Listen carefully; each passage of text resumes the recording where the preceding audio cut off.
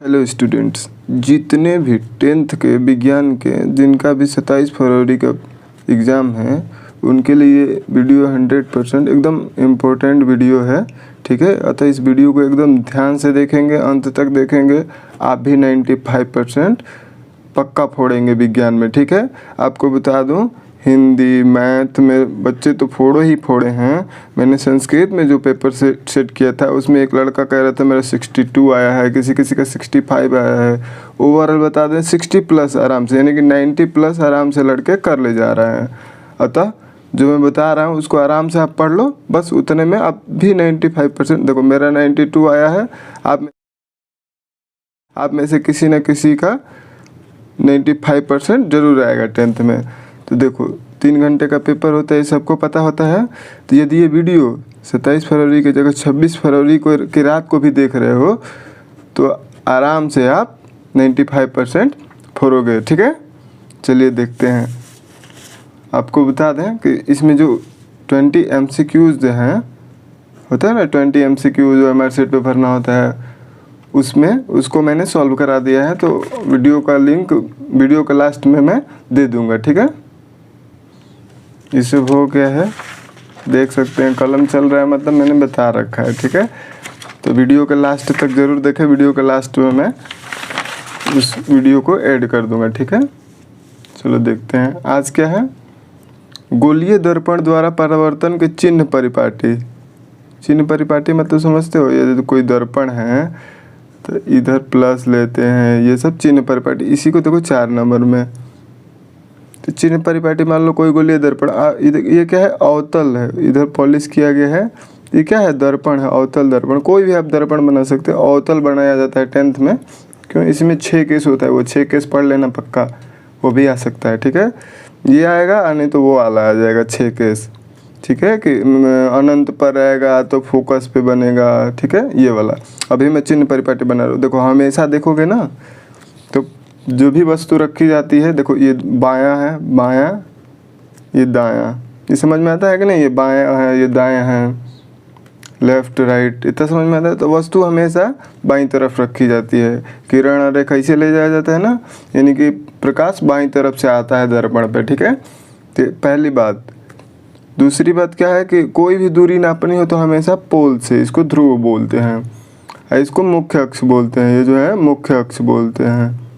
ठीक है, इसमें समझा रहा हूँ, लिखा हुआ आपको दे दूंगा। ठीक है, मुख्य अक्ष बोलते हैं हम। देखो इधर दर्पण के बाईं ओर इस तरफ से दूरी नापोगे तो उसको निगेटिव लेंगे, दर्पण के दाईं ओर दूरी नापोगे तो पॉजिटिव लेंगे, ऊपर के तरफ दूरी नापोगे मुख्य अक्ष के लंबवत ऊपर के तरफ तो पॉजिटिव लेंगे, नीचे की तरफ मापोगे तो निगेटिव लेंगे।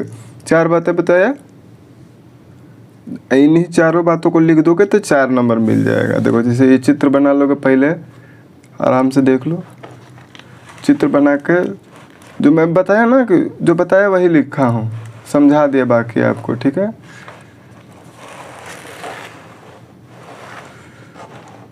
चौथा दिख रहा है ना।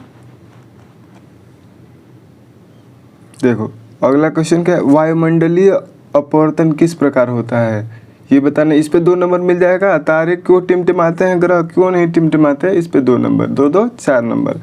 देखो इसको समझा रहा हूँ। अपवर्तन क्या होता है, अपवर्तन समझते हो। अपवर्तन मान लो कोई प्रकाश किरण एक माध्यम से दूसरे माध्यम में जाता है तो उसका पथ थोड़ा विचलित हो जाता है। पथ समझ में आ रहा हो, सीधे जा रहा है थोड़ा मुड़ जाएगा, मतलब ये पढ़े हो गए। मान लो कि ये विरल माध्यम है, विरल माध्यम। ठीक है, विरल माध्यम है, ये सघन माध्यम है, ऐसे ओरली बता। मान लो किरण विरल माध्यम से सघन माध्यम में प्रवेश करती है ना, तो ये अभिलंब है, तो अभिलंब की ओर झुक जाती है, यही अपवर्तन है ना, इसी को अपवर्तन बोलते हैं। तो कह रहा है कि वायुमंडल में अपवर्तन किस प्रकार होता है। तो देखो वायुमंडल जो है, हमारा जो वायुमंडल है विभिन्न गैसों से मिलकर बना है, भिन्न भिन्न गैसों से मिलकर बना है ना। अब भिन्न भिन्न गैसों की जो अपवर्तनांक होते हैं, अपवर्तनांक, अच्छा देखो कोई भी गैस हो तो कोई घना होगा, कोई सघन होगा, कोई विरल होगा ना। तो मान लो कि यह गैस घना है, तो इधर से घना से और विरल में आएगा तो क्या होगा, अभिलंब से दूर भाग जाएगा। बात समझ में आ रही है। तो इसी प्रकार वायुमंडल विभिन्न गैसों का मिश्रण है, और चूंकि गैस जो है कहीं सघन है, कहीं विरल है, कहीं विरल है, कहीं सघन है, ऐसे आते आते तो सूर्य का प्रकाश या जो किसी तारे का प्रकाश है वो पूरे रास्ते में अपवर्तित होता रहता है। तो तारों का टिमटिमाना भी इसी का एक उदाहरण है। ठीक है, बात समझ गए कि नहीं समझ गए? तो आराम से समझ लेना है। ठीक है, यदि लिखना है तो मैंने अच्छे से लिख दिया है। और उसी में आता है, देखो तारे क्यों टिमटिमाते हैं भाई? तो तारे भी तो बहुत दूर है ना पृथ्वी से। पृथ्वी के वायुमंडल में प्रवेश करने से पहले ये कई परतों द्वारा अपवर्तित हो जाएंगे। तो मान लो तारा यहाँ है, तो कभी ऐसे वायु का प्रकाश आएगा, वायु का प्रकाश कभी ऐसे आएगा, कभी ऐसा आएगा। तो कभी धुंधला दिखेगा, कभी चमकीला दिखेगा, और धुंधला चमकीला दिखने को ही टिमटिमाना कहते हैं। ठीक है, तो बातों को सुन लोगे आराम से ना, बात को सुन लेना है आराम से, उसके बाद जो दे रहा हूँ उसको आराम से पढ़ लेना है। क्योंकि मैं तो है नहीं कि सवाल करवाऊंगा, समझा सकता हूँ आपको। ठीक है,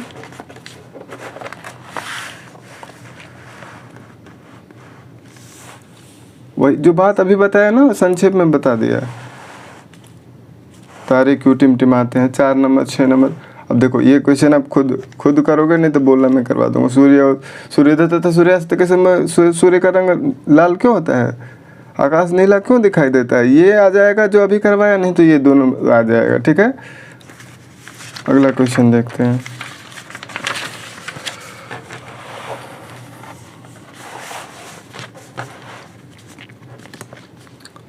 देखो ये करवा दूंगा, ये न्यूमेरिकल है अच्छा वाला।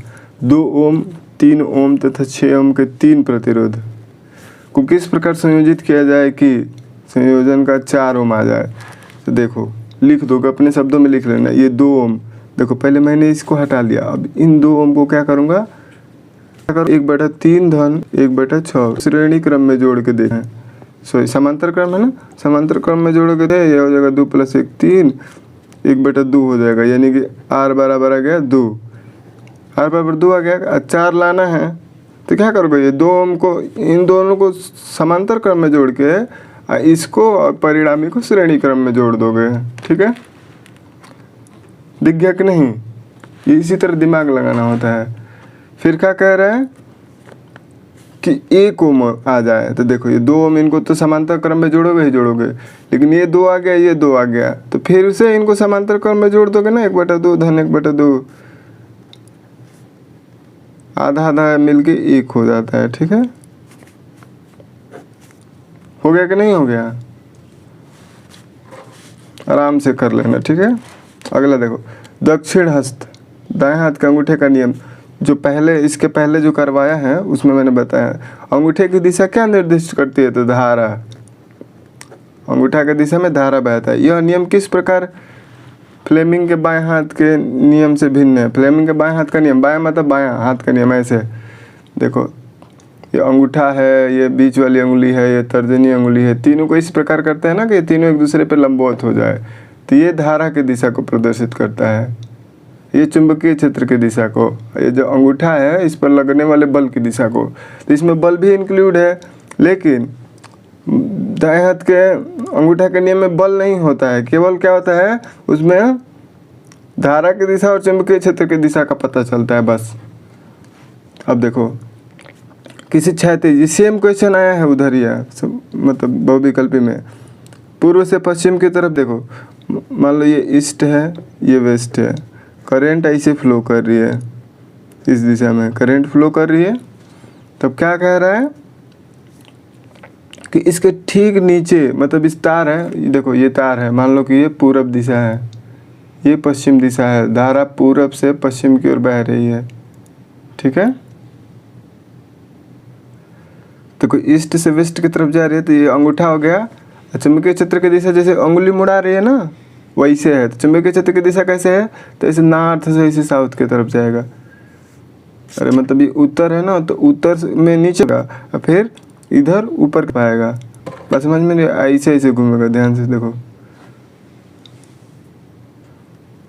पहले इधर जाएगा चुंबकीय क्षेत्र, तो देखो नीचे बिंदु पे क्या होगा, तो नीचे बिंदु पे उत्तर से दक्षिण जाएगा। देखो इसके ठीक नीचे के बिंदु पे तो नॉर्थ से साउथ की तरफ जाएगा, ठीक है। और ठीक ऊपर वाले बिंदु पे क्या होगा, साउथ से नॉर्थ की तरफ, ठीक है। इसको ध्यान से देख लेंगे, अच्छे से इसी को लिख देना है, क्योंकि पहले बताया है मैंने, बता भी दिया अभी। देखो विद्युत मोटर और विद्युत जनरेट, इसमें से कोई एक आ जाएगा, आप पढ़ लेना, ठीक है। अब आते हैं, देखते हैं केमिस्ट्री। केमिस्ट्री सबसे आसान देता है यार, ठीक है। केमिस्ट्री को ध्यान से देखते हैं। कह रहे क्लोरोप्रोपेन, प्रोपेन, मेथेट्स, प्रोपेन, ये सब समझ में आता है कि नहीं। तो प्रोपेन, प्रोप मतलब 3 कार्बन, 3 कार्बन जोड़ लिए। देखो 3 कार्बन जोड़ के 1 क्लोरीन जोड़ दो तो यही होता है क्लोरोप्रोपेन। बाकी समय हाइड्रोजन ऐड कर दिया जाता है, ठीक है। 2 मेथिल प्रोपेनल, नल मतलब होता है aldehyde group, CHO, CHO group है। तो प्रोप मतलब वन जोड़, हाइड ग्रुप जहाँ ग्रुप ना बोलते हैं कि 2 पे मेथिल जोड़ देना है, H3 हो गया, एकदम आसान है। अगला क्या करें, 2 डाई मेथिल ब्यूटेनॉल। तो इसके लिए क्या करेंगे, देखो ब्यूट मतलब 4 होता है, 4 कार्बन खींच दिए। एल्कोहल में ऑल जो OH जोड़ दोगे, नॉल, नाल मतलब एल्कोहल, एल्कोहल मतलब OH। अब देखो जिधर से ग्रुप होता है उधर से 1 2 करते हैं, 1 2। अब इसी पे जोड़ दो मेथिल ग्रुप, CH3 को मेथिल बोलते हैं, ठीक है। ये हो गया। चौथा क्या दिया है, पेंटेनोइक। पेंट मतलब 5 होता है, यानी कि 5 कार्बन होना चाहिए, 1 2 3 4 5। और नोइक मतलब COOH होता है, ठीक है। तो 5 कार्बन पे देखो यहाँ जोड़ दिए, डबल बॉन्ड O, इसी को बोलते हैं संरचना, ठीक है। आराम से हो गया। देखो तत्वों का परमाणु क्रमांक दिया गया। देखो आपको 30 तक तत्वों के नाम याद होने चाहिए और परमाणु क्रमांक, इतना तो पता है ना। तो देखो 10 नंबर पे क्या आता है, नियॉन आता है, नियॉन। तो पहले तो आपको पता होना चाहिए कि तत्व कौन सा है। 4 नंबर का है, 4 नंबर का। अब देखो आवर्त ज्ञात करना बहुत आसान होता है, ये जो आवर्त है वो बहुत आसान होता है। देखो जैसे 10 है ना, तो पहले आवर्त में 2 परमाणु मतलब 2 परमाणु हैं, दूसरे में 8 लिखा हूँ। पहले में 2 है, दूसरे और तीसरे में 8 है, यानी कि 10 है ना, तो 2 यहाँ ख़त्म हो गया, 8 ही है, तो यानी कि 10वां आवर्त कौन सा है, दूसरा आवर्त। देखो भाई पहले 2 ख़त्म हो गया, पहले आवर्त में 2 हैं, दूसरे में 8 है, यानी कि ये दूसरे आवर्त में ही है। या आप सीधे सीधे प्रमाण, ये अब्बाऊ का नियम जानते हो कि नहीं, इस पर विस्तार करो, 10 भरो तो 1s2, तो ये 2 ये हो गया, 2s2 2p6, यानी कि देखो लास्ट में जो ये होता है ना मुख्य, वही आवर्त होता है। और ग्रुप कौन सा है, देखो ये P में जा रहा है ना, P में, तो P में जा रहा है, तो P वाला ग्रुप कब आता है, 12 के बाद आता है, 12 तक तो D होता है। 12 + 6 कर दोगे ना, तो ये ग्रुप इसका समूह निकल जाएगा, ये जो पूछा है समूह संख्या वो निकल जाएगी। तो देखो इसको विस्तार कर लिया इस पे, तो ये P में जा रहा है, यानी कि P ब्लॉक का तो इतना नहीं पूछा है, केवल समूह पूछा है, यानी कि P वाला है ना, तो 12 के बाद पीरियोडिक टेबल देखोगे ना, तो P, तो 12 + P जो आता है उसको ऐड कर दोगे, तो S में S जो है ना, S जो आएगा वही होगा। जैसे 20 क्या होता है, कैल्शियम होता है, तो 20 का विस्तार करोगे तो यहाँ तक आएगा। तो देखो S2 है ना, तो दूसरे वर्ग का समूह है, इसका वर्ग कौन सा है, दूसरा। देखो इसका आवर्त कौन सा है, दूसरा आवर्त है, और वर्ग कौन सा है, 18वां वर्ग। इसका वर्ग दूसरा है, आवर्त कौन सा है, तो देखो आवर्त है चौथा, 4 है, आवर्त है 6। 7 नंबर नाइट्रोजन है, नाइट्रोजन का क्या होता है 7, देखो तो 2p5 में जाएगा, होगा ना भाई। देखो 2 2 4 3, सॉरी 3 ही तक जाएगा, यानी कि P में 3 गया, यानी कि 12 3 15। इसका समूह कौन सा है, 15वां समूह है नाइट्रोजन का। और आवर्त कौन सा है, दूसरे ही आवर्त में है, ऊपर वाला आवर्त 14वां। देखो ये का है, सिलिकॉन है, तो सिलिकॉन का आता है 14, तो यहाँ तक 10 हो गया, 2 12 और 2 है, P में 2 गया, ऐसे होता है। तो P तक है 2, तो P में 2 गया, तो नाइट्रोजन तो कितना है, देखो 3, तीसरे आवर्त में है। और समूह कौन सा है, यानी कि 12 2 14वां समूह है, ठीक है। सब एक ही बार में बता दिया, इसको ध्यान से देखोगे तभी पता चलेगा। बाकी अब का नियम है, आगे देखो।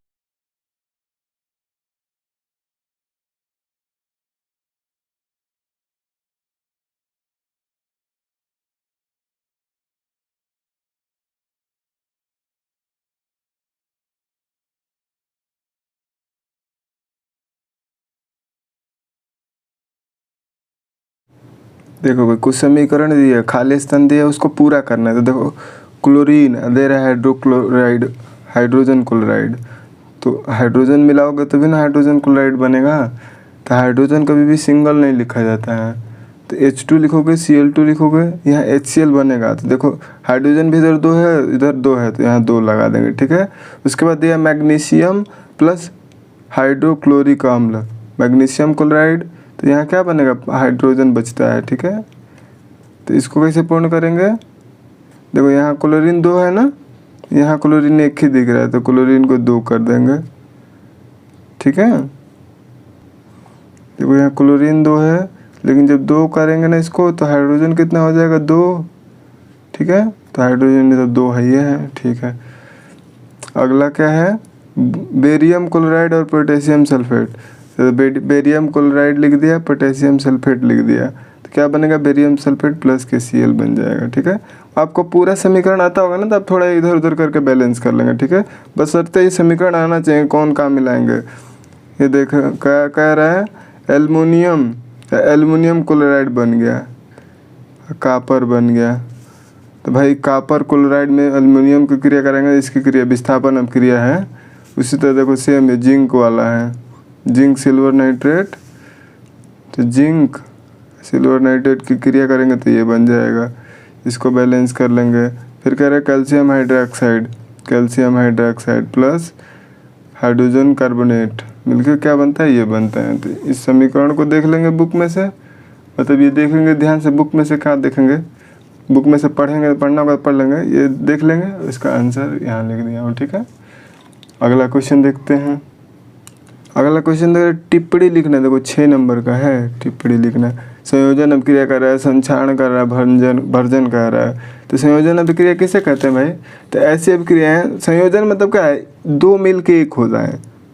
संयोजन का जुड़ने का मतलब यही ना है कि 2 मिल के 1 हो जाए, चाहे 2-3 मिल के 1 हो जाए, तो इसको संयोजन अभिक्रिया कहते हैं। इसका सबसे बढ़िया उदाहरण ये है, ये आपको बहुविकल्पी में भी आया था। देखो ये बिना बुझा हुआ चूना है, कैल्शियम ऑक्साइड को बिना बुझा चूना कहते हैं। और किसी भी कोई भी चीज़ बुझी नहीं हो, उसमें पानी डाल दोगे तो भाई बुझ जाएगा, तो ये बुझा हुआ चूना है। बाकी जैसे इसको याद करना होगा वो याद कर लेंगे। उदाहरण है कोयले का दहन, यानी कि कार्बन प्लस ऑक्सीजन मिलकर कार्बन डाइऑक्साइड बनाता है, ये संयोजन अभिक्रिया का उदाहरण है। दूसरा कह रहा है संक्षारण। संक्षारण का मतलब समझते हो, क्षरण होना था, क्षति हो जाना। देखो धातुएं जो हैं, धातु चाहे कोई भी लोहा लकड़ी जो भी है, उसको रख देते हैं ना, तो ऑक्सीजन मतलब या तो उसमें नमी से या चाहे कुछ भी चीज़ से वो क्षय हो जाती है, ठीक है। इस सब प्रक्रिया क्या कहते हैं, संक्षारण कहते हैं। जैसे लोहे में जंग लगना, सुने हो ना, लोहा रख दोगे कहीं पे तो हवा के संपर्क में आएगा तो क्या बनाता है, आयरन ऑक्साइड बना लेता है, तो जंग लग जाता है। जैसे चांदी पे, चांदी के देखे होगे, चांदी के गहने होते हैं, उस पर काला परत जम जाता है, संक्षारण का उदाहरण है। भंजन क्या होता है, भंजन क्या होता है भाई, देखो धातुओं के निष्कर्षण में आता है भंजन, निस्तापन, सुने हो कि नहीं सुने हो। तो भंजन क्या होता है, इधर लिख दिया, धातुओं के निष्कर्षण में काम आता है। भंजन क्या होता है, तो सल्फाइड अयस्क, ये पूरा लिख दोगे, सल्फाइड अयस्क को ऑक्साइड अयस्क में बदलने की प्रक्रिया है, ये पढ़ लोगे। देखो निस्तापन क्या है, तो कार्बोनेट अयस्क को किस में, ऑक्साइड अयस्क में। यहाँ अंतर कितना होता है, यहाँ ऑक्सीजन ज़्यादा होता है, यहाँ ऑक्सीजन ज़्यादा नहीं होता है। देखो यहाँ ऑक्सीजन लिया है ना, यहाँ ऑक्सीजन नहीं लिया है।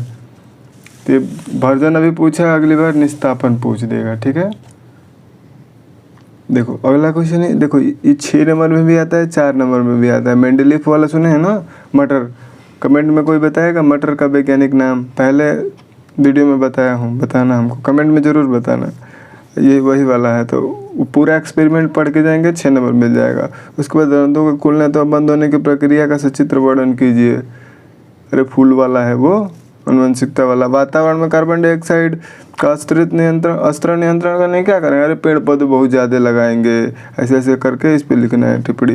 देख रहे ब्रिक किडनी जिसको बोलते हैं, इसमें यूरिन मूत्र मतलब क्या होता है, यूरिन का निर्माण कैसे होता है, इसका सचित्र वर्णन करेंगे। ऐसे अरे यार ऐसे तार जैसे आया रहता है, ऐसे कुछ होता है, इस पे ऐसे कुछ होता है ना, तो ये है किडनी। इसको अच्छे से बनेंगे। एक हार्ट वाला पढ़ लेंगे, हार्ट वाला मेरे पेपर में यही आया था, हृदय में रक्त संचार की पूरी प्रक्रिया समझाइए, तो सिराएँ धमनियाँ।